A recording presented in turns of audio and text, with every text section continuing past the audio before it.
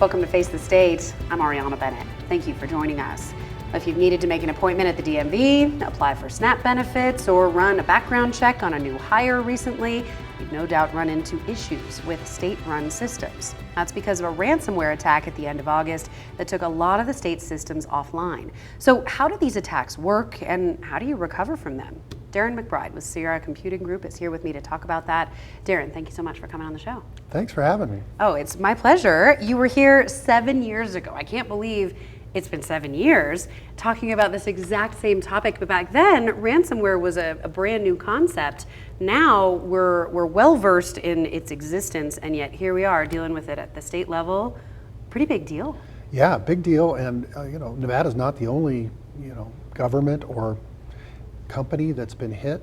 It's been an ongoing problem over the last number of years, and it's profitable, so people keep doing it. So it's working. Despite the fact that we know about it, it still works. It still works, and they keep coming up with new ways to mostly social engineer us into clicking on links that we shouldn't, or doing things that we shouldn't. Most of the time, there's some social engineering aspect to this, but the hackers, it's profitable, and some of them are overseas, so we can't go after them.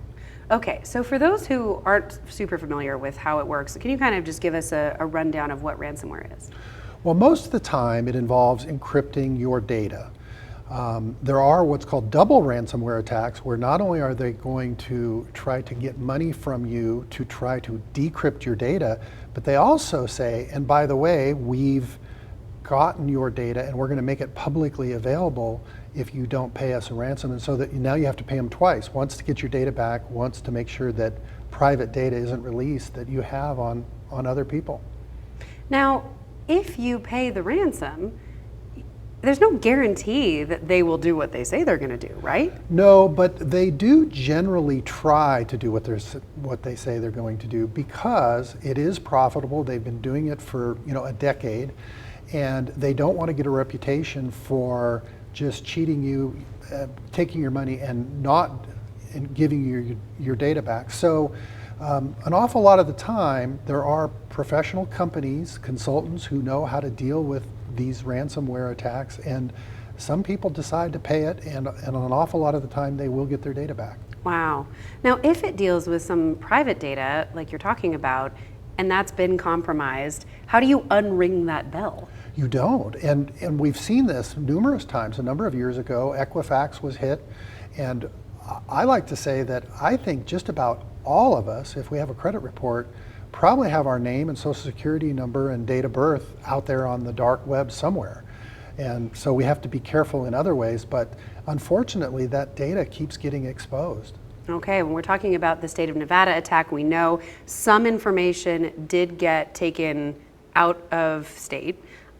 We don't know yet exactly the nature of that information, whether it's personal information. Scary stuff, because the state knows everything about us. Right, and if you've applied for any of the DMV, imagine, all of us have records with the DMV, health records, various records. So that right now, the state is dealing with whether or not they want to pay a ransom, or whether or not they are going to say, no, we're going to recover this data on our own through backups or other methods. Based on how long it's taking to get the systems back up and running, what's your guess about how they're handling this? My guess is that they're not even going to backup in some cases, because I think their concern is that a lot of times these bad guys have been in the system for weeks or months. They may have been compromised 3 months ago, and so if you try to back up or restore from backup, you could potentially restore that hacker back into your system. So I think in many cases, they are actually rebuilding websites because of that concern. And so my guess is that instead of weeks, it's going to take months or even the better part of a year to get some of these systems back online. But that's a guess. It depends on if they can restore from backup and if they choose to pay a ransom. I guess this is a strong point in favor of decentralizing systems, so that if something gets compromised, other things are safe. And we saw that a little bit in this situation where, for example, Dieter Their system is on its own. I think they just launched a new website. They were completely unaffected by this. Right, and most of the systems that were unaffected are actually with third-party vendors. So it's not uncommon for all of us in business and in governments to contract with a third-party vendor to host a particular function or a piece of the website. They call it software as a service. And most of those software as a service type services are still up and running, where the state's own systems have gone down. Now, if the state were to pay the ransom, how does that work? Are we now, as a society of business owners who have to deal with this, are we taking out insurance policies in case something like this happens? Does that exist, like ransomware insurance? It does. It's called cyber insurance, and the insurance, it's quite expensive. Unfortunately, most of our business liability insurance have exclusions for cyber attacks, and so you have to buy cyber insurance separately. And you also have to be careful when you buy cyber insurance, because I've seen a number of these policies have clauses in them that say, we're covering you for, say, up to $1 million of damages, but not in the case of social engineering, only in the case of true hacker attacks where you're technically compromised through password guessing or other methods. Well, what we've discovered is the insurance companies are a little bit playing a game there, because an awful lot of these attacks involve either calling into the reception desk and fooling her into thinking that they're tech support, or getting someone to click on a link, and the insurance companies will say, social engineering. So they can get an exclusion for that reason. Of course they are, because it's insurance. How could there not be some kind of exclusion that makes it actually useless? Oh my goodness. Okay, so then maybe the best case of the prevention is the cure here, is not endangering your system to begin with. And I know you have a handful of steps that people and businesses can take to kind of harden their systems and their staff. Yeah, you kind of have to do it in advance, because it's too late once it happens to you. And my number one is backup. A lot of people now have their data in the cloud, and they think, well, my data is all at Dropbox, Microsoft, SharePoint, Azure. And that's good, because those high-end companies do tend to protect the data, but I would say that you should still back up your data. So that's number one. If you get a ransomware attack, you want to be able to go back to last month, last week, last year, so that you don't have to rebuild websites from the ground up or rebuild your accounting system from the ground up and re-enter all that data. You can go back to a point in time. So backup is number one. Number two might be user training, because the social engineering aspect is a really big part of that. We have a program we roll out for our customers called KnowBe4, where we actually send fake emails once a month. We try not to do it too much, because then we become part of the problem, but then we can let a business owner know this person, employee A or B, clicked on something that they probably shouldn't have. So I think that's another line of defense. And then what's called two-factor or multi-factor authentication, so that our systems have passwords, but also it sends a text or verifies with the cell phone. Those are probably the big three protections to make sure that you're not a victim of ransomware, but there are some others as well.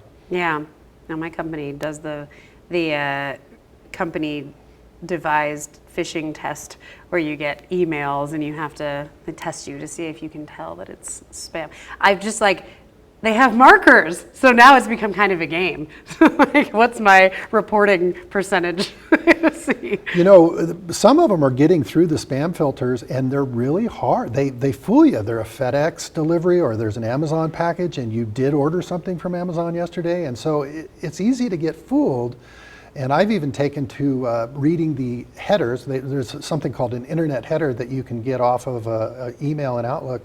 And I've been pasting them into an artificial intelligence and saying, does this look like spam? And oftentimes it'll come back and say, yeah, this is very suspicious. So there are tricks you can do. Yeah, AI has a lot of interesting uses. That's one I hadn't thought of. That's good to know.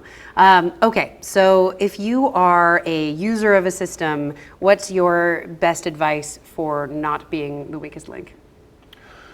Well, be very cautious about clicking on links. Most people know that they can hover their mouse over a link in an email and try to see if it looks suspicious. You also have to be careful about attachments. There's funny attachments like HTML attachments, even PDF attachments. And one of the things that the hackers are trying to get you to do is to click on those attached files, and certain of those files, including Word documents and Excel documents, they can have macros, they can have embedded malware in them, and that's why they're trying to get you to click on that. So be really careful about clicking on that. And your organization should have spam filters. It's such a waste of time if you have email that's not protected by good spam filters. 90% of stuff can be filtered out by modern systems. And it can cost anywhere from $60 a year per user to have those systems, up to $150. But when you consider the cost of one of your employees accidentally clicking on that, it's probably worthwhile to do that kind of filtering, and to make sure that all the employees are really, I've been fooled myself a couple of times, just clicking on things without thinking. Yeah, I had a funny one the other day where it had what came from my boss, claiming that he was offering Taylor Swift tickets for some kind of employee incentive or something. I knew it wasn't him, but I was just like chuckling about it. I sent him a screenshot. I'm like, oh really? Sending out Taylor Swift tickets, huh? Very out of character, but made me laugh. Okay, so I think all of this, I think when you're looking at it at the state data compromise perspective, scary for those of us who are citizens and are wondering what might be out there. Do you have advice for people who are concerned about their personal information, what they should do or how they should handle this? Well, obviously you should freeze your credit report or lock your credit report. There are 3 agencies that have our credit reports, and I always worry about my credit with Equifax, with Experian. And so I've gone to each of these 3 credit unions, and they all have online web presences, and I've either frozen or locked my credit. It's sometimes a pain if you're going to get a loan for a car or something like that. You have to remember, oh yes, I have to unfreeze my credit.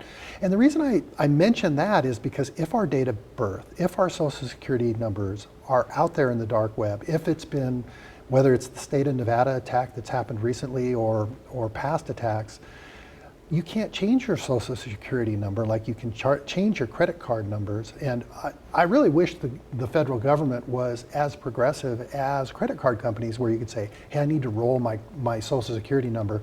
Very few people can roll. It's very difficult to do. So unfortunately, your date of birth is a characteristic, your social security number is a characteristic. I mean, if you were really paranoid, I suppose you could change your name legally and hopefully that you would then have a new identity, but it's just not practical for most of us. Yeah. So we just have to be careful with our credit report. We have to monitor and make sure that, our credit cards aren't being used and our bank accounts aren't being used. It's almost a thing where you want to do it on a daily or weekly basis to keep up with that. Yeah, boy. All right, Darren, thank you so much. This is great information. I sure appreciate it. You bet. Well, coming up on Face the State, cold and flu season is fast approaching, and it appears COVID season is already here. How to protect yourself amid changing vaccine guidelines after the break.